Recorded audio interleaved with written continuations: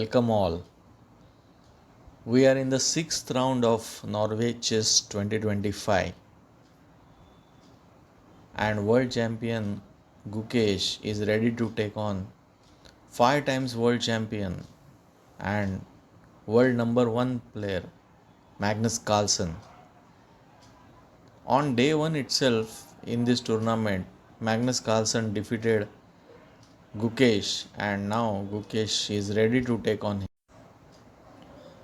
This was incredible game, and one shocking incident also happened during the game that shook the entire chess world. Later, many videos and shots were made on the incident, but that is not the only reason I am making this video. The main purpose is to show this incredible game and learn important things out of it and from the incident. But before that, some details about the tournament. Norway Chess 2025 tournament has a participation of 6 top grandmasters, and they are Magnus Carlsen, Hikaru Nakamura, Wei Yi, Fabiano Caruana, and 2 Indian grandmasters Arjun Erigesi and Gukesh. The time control is 120 minutes without any increment and 10 seconds increment after move 40. And if the classical game ends in a draw, Armageddon would be played with the same colors, and white having 10 minutes and black having 7 minutes with draw odds. Means if the Armageddon game ends in a draw, then black wins. So white will be in must win situation.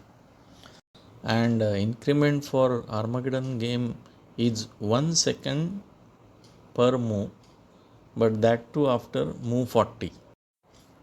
And point system is win in the classical game gives 3 points, and when classical game goes to Armageddon due to draw, then draw in the classical game plus win in Armageddon gives 1.5 points, and draw in classical plus loss in Armageddon gives 1 point.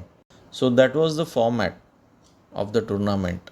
And further, it has 10 rounds. It is a double round robin tournament. So 6 players means 10 rounds, with each player playing with all other players twice with the color reversed. So let's see this wonderful game. Gukesh opened with 1 e4 and Magnus plays e5, knight f3, knight c6, bishop b5, the Roy Lopez or Spanish opening on the board. And the main line here is a6, but Magnus goes for Berlin defense. This opening was popularized by Kramnik against Garry Kasparov in their World Championship match in 2000. He applied it in 4 games and drew all those 4 games with black. And later, this Berlin defense was also used in World Championship match between Magnus Carlsen and Viswanathan Anand in 2013. And Gukesh goes for anti-Berlin line d3. Magnus plays bishop c5 and c3.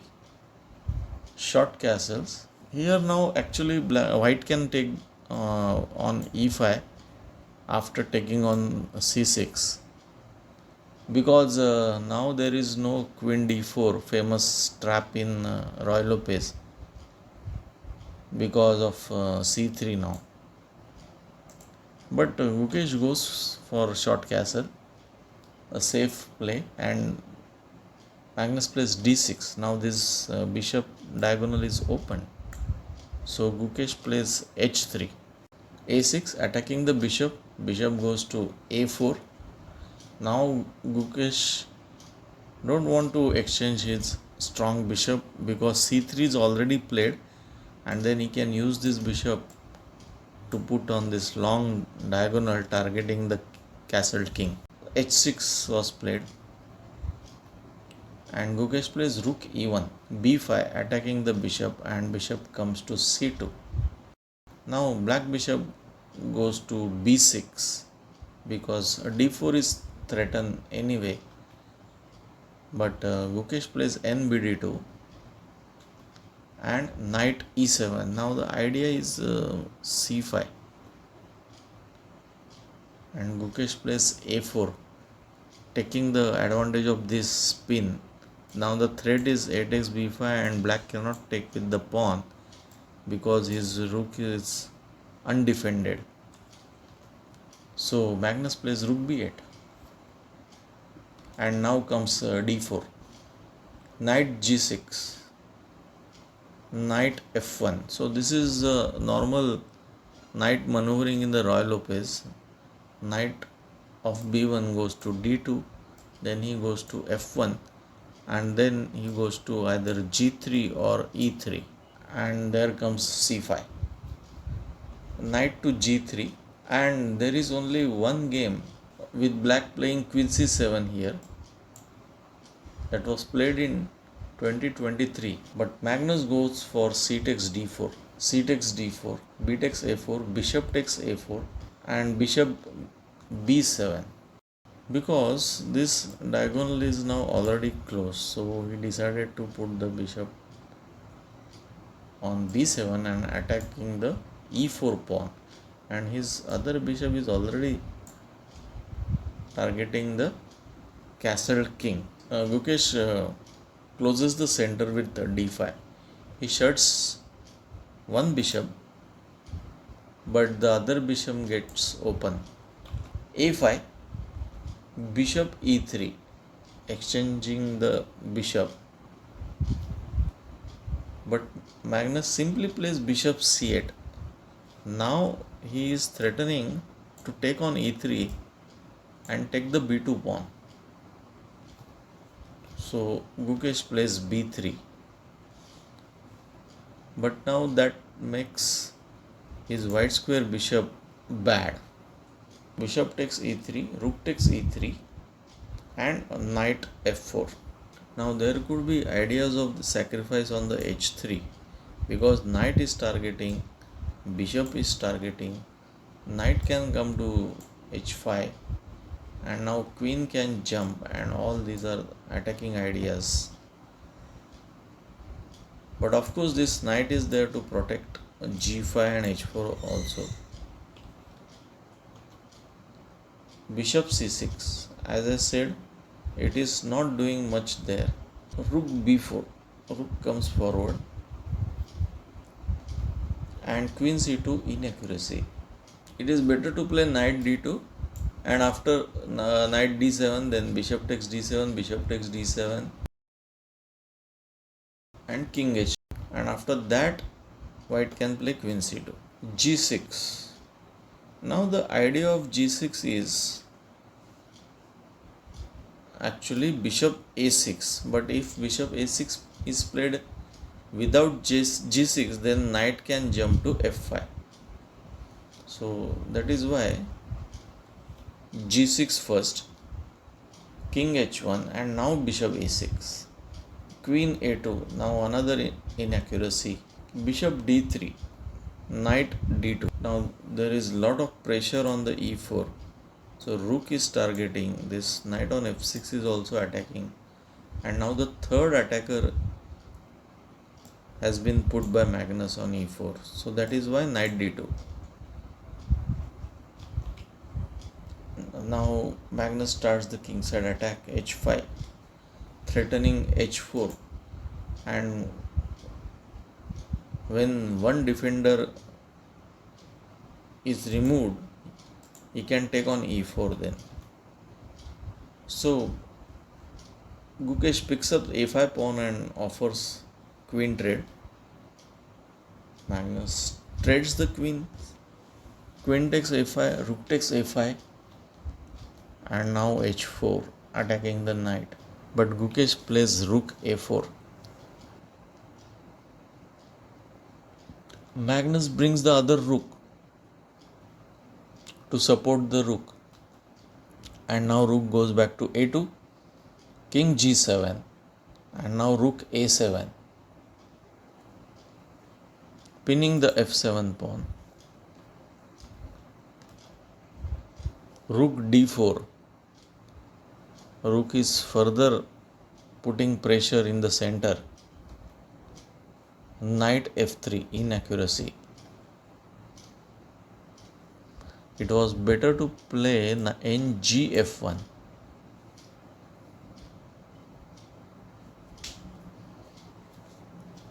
S takes g3. Magnus simply picks up the knight. F takes g3. And now comes the sack. Knight takes h3. Boom. G takes h3. And bishop takes e4. He picks up one pawn and also pins the knight. And king h2. Another inaccuracy.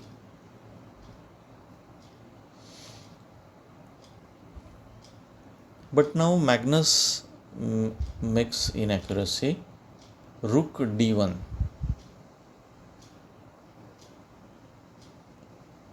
Actually, he should have taken on f3. Bishop takes f3. Rook takes f3 and e4.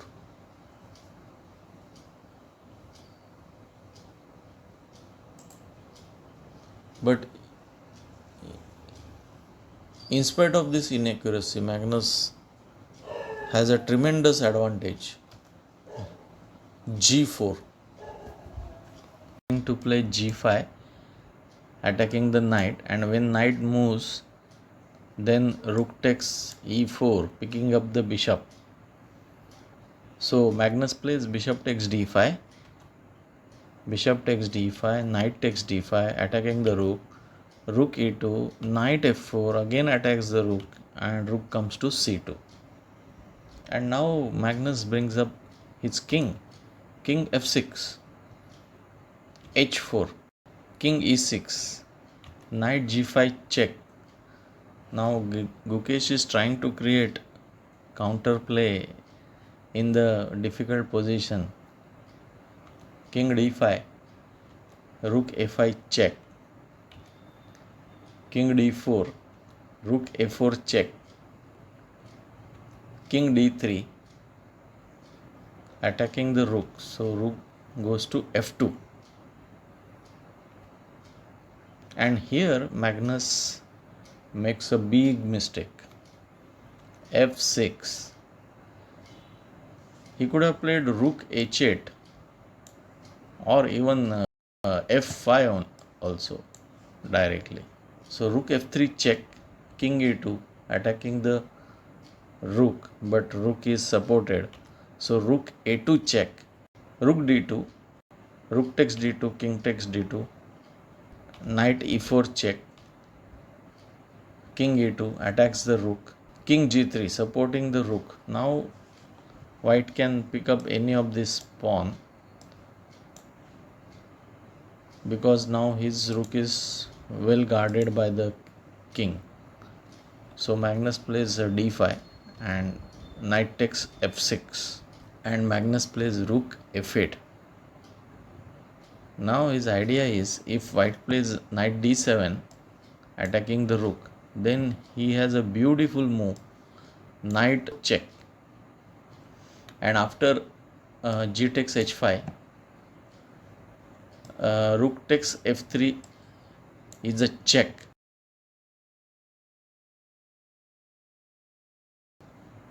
So that is why Gukesh first gives rook f2 check, king e1, and now knight d7 attacking the rook. And now knight h5 check doesn't work because after g takes h5, rook takes f2 doesn't come with the check.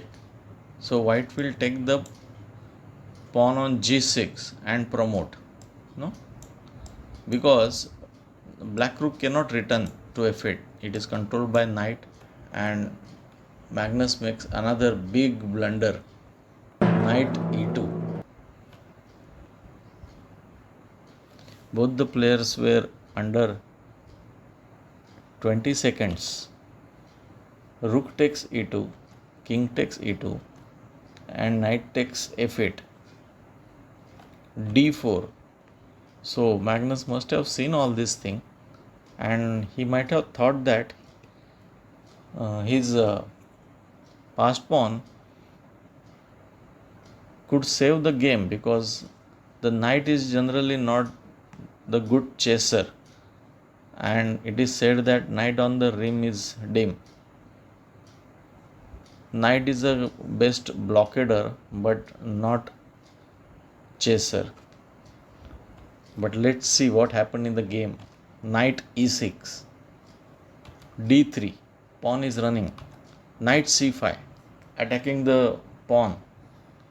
But if black plays d2, then he has a knight e4, and after promotion, knight c3 check fogs the king and queen. So Magnus plays king e3, knight a4, e4, h5. Now both the players are under 15 seconds.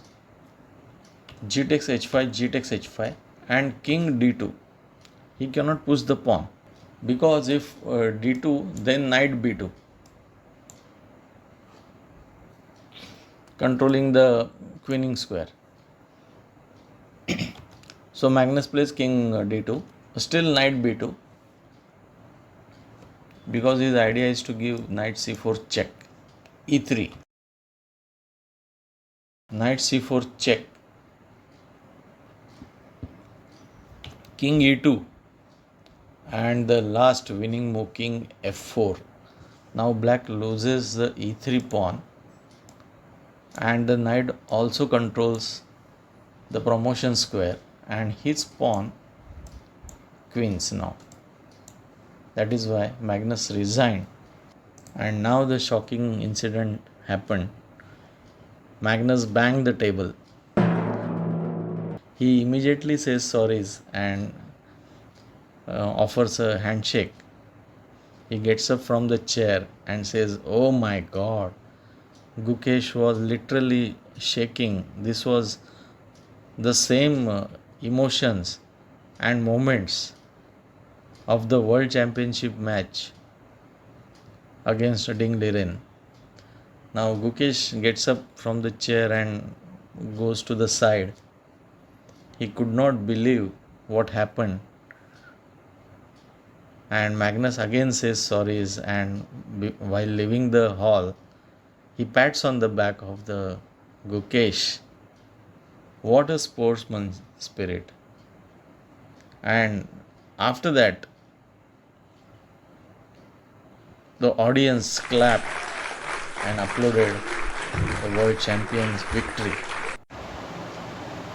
Okay, so now let's see what are the learnings or takeaway from this incredible game. Firstly, to beat 5 times world champion and endgame master and world number 1 player in the endgame was really difficult task, but certainly not impossible. Next, it was really the nightmare. This game proved all the sayings about knight wrong. The knight is not good piece in the end game. It is the best blockader but not the chaser,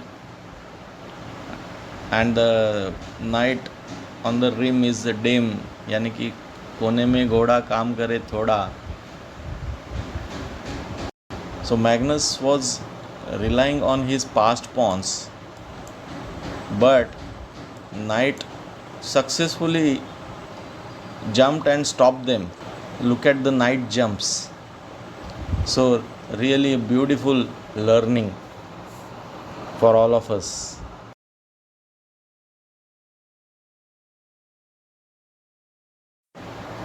Next is managing the time on the clock.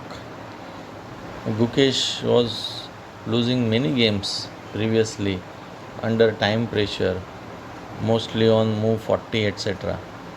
But in this game, facing the strongest player in the world, he managed the time well on the clock.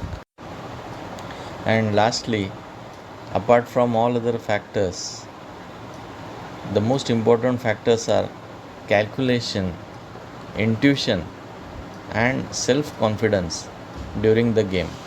Of course, you need to believe your preparation and skills and abilities. I hope you like this video. Do mention your thoughts in the comment box below. This is Narendra Khandekar signing off from Sakar Chess Ambarnath. See you in the next video. Bye bye.